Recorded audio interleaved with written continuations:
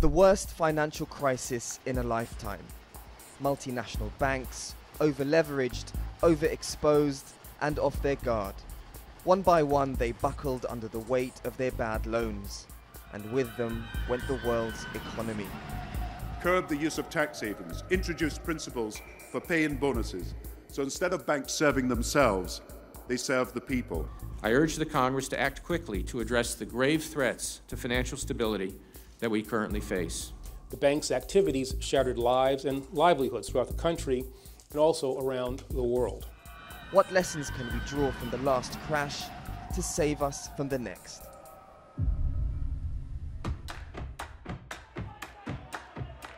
Sparked by a wave of deregulation, a complicated process had been underway for years. The debt of subprime homeowners was being sold on in bundles to other banks. Those bundles of bad debt were then used to underwrite other investments, until the housing market stalled. Thousands of jobs lost, billions of dollars wiped off global stock markets. People lost their homes and their savings. A culture of profit now, consequences later. The financial sector became synonymous with dangerous deregulation. Now economists are asking if we're doomed to repeat ourselves. Low or even zero interest policies have made debt palatable again. Auto loans, credit card debt, student and personal loans have created a bubble. Global markets have climbed to pre-crisis levels. Good news for investors. But some economists are warning that stocks are dangerously overvalued.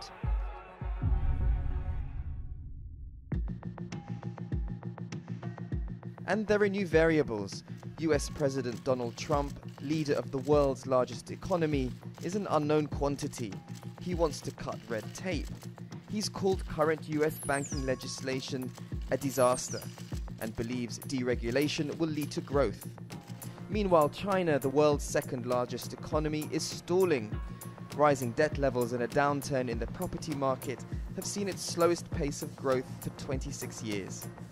Some estimates put the value of Chinese debt as high as 260% of its GDP.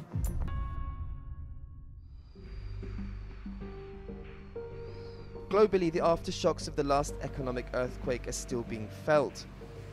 10 years of dwindling economic growth has left countries unprepared to weather a coming storm. In the UK, household savings are at a record low, while household debt is at a record high. Financial stress tests in the European Union have shown that some bankers are still holding too many bad loans and not enough reserve capital.